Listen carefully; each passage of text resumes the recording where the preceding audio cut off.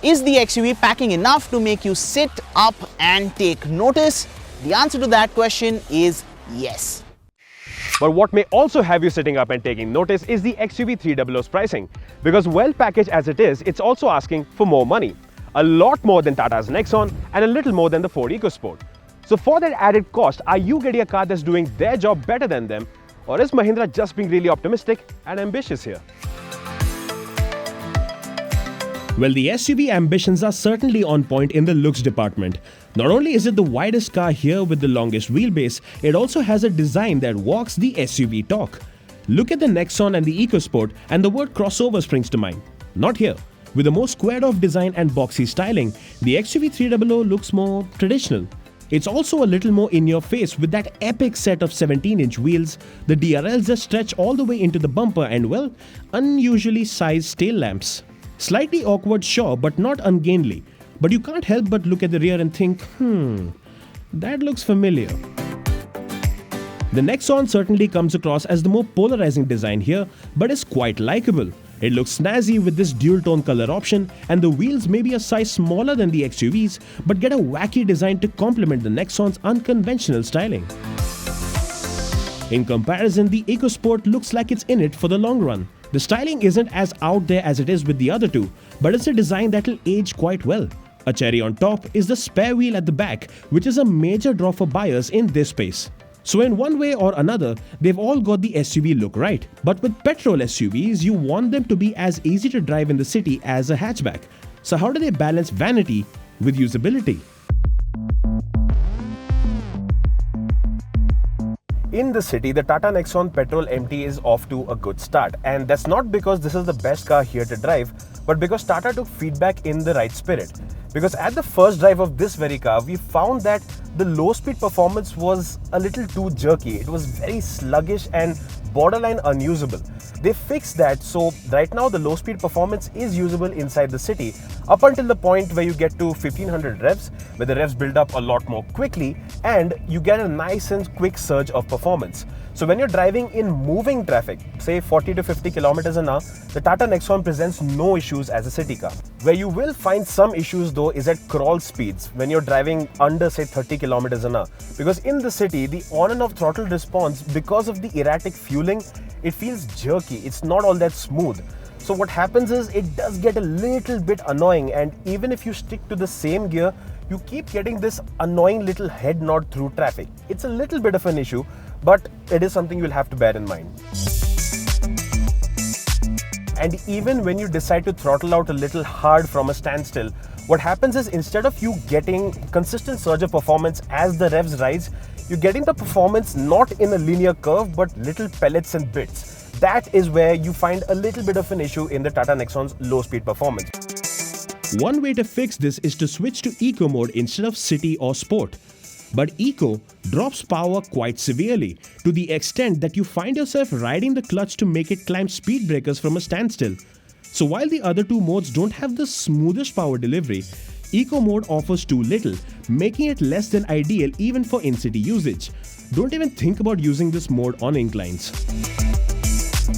But that aside, the Tata Nexon Petrol MT works perfectly well as a city commuter. The gear shifts are super light, smooth enough, not the super slickest. The clutch travel is also really light, as is the steering. And even though this is an engine that's surprisingly okay with you revving the nuts off of it, it's an engine that you don't need to take beyond 2000 RPM to manage most of your city commutes.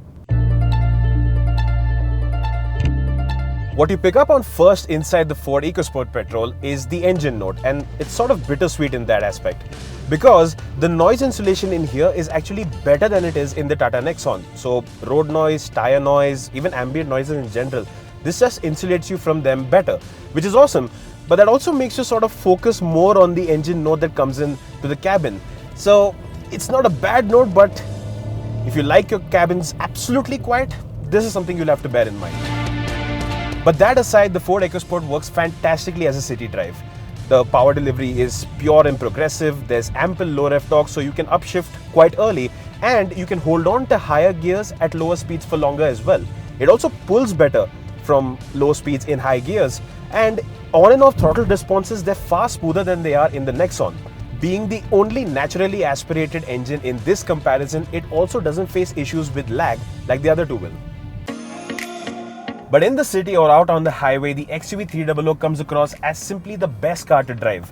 The low-speed fueling is absolutely spot on, and its sweet spot is between 1500 to 1800 revs, after which you get a nice little kick, which makes it particularly exciting to drive through city traffic when you're filtering through it. It's also the car that has the lightest controls here, and everything feels the most progressive.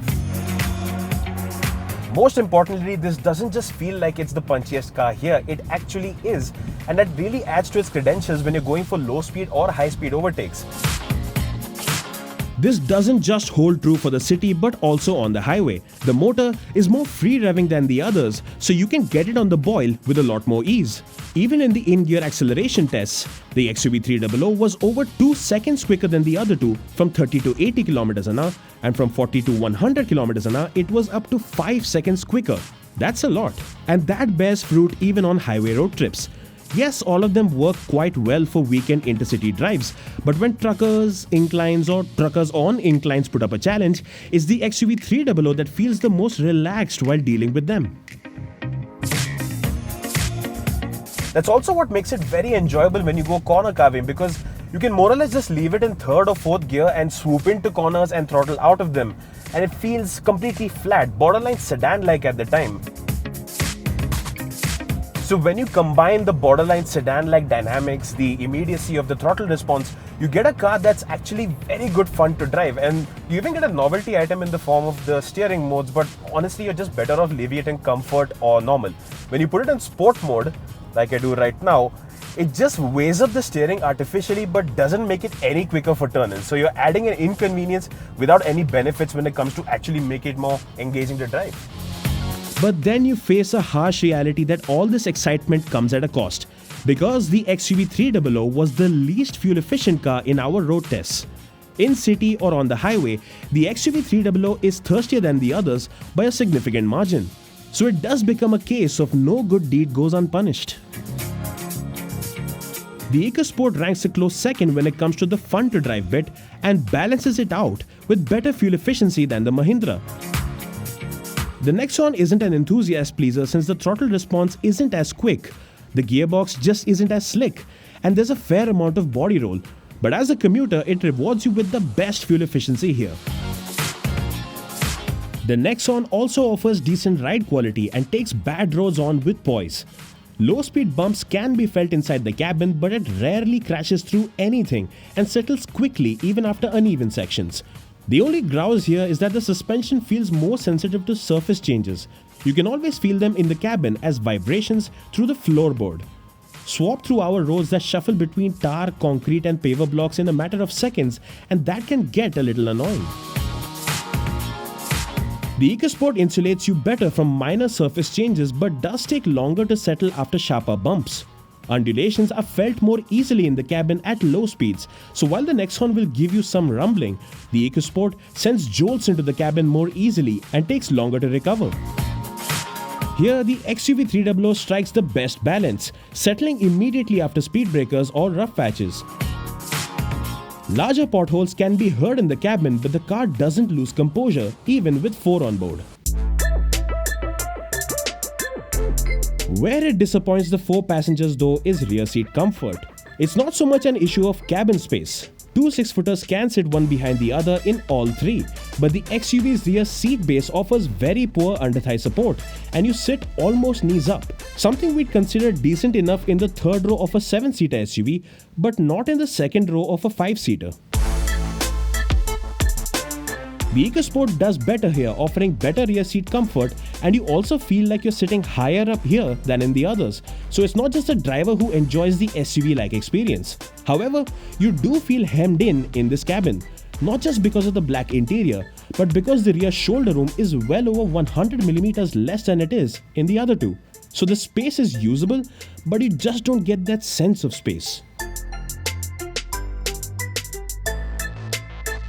Here is where the Nexon keeps the family happy. None of these cars are comfortable 3-seaters in the rear, so the Tata seats have been designed to focus on the comfort of 2. It has the most shoulder room, the most headroom, the longest seat base length, and even the most knee room. It's also the only one here that offers rear AC vents with blower speed control, so a clearer sign of rear seat focus. Not only do the EcoSport and Nexon offer more practical cabins, they even have more accommodating boots. The XUV's boot can take a few small bags, but Mahindra's had to skimp on a parcel tray to make that happen.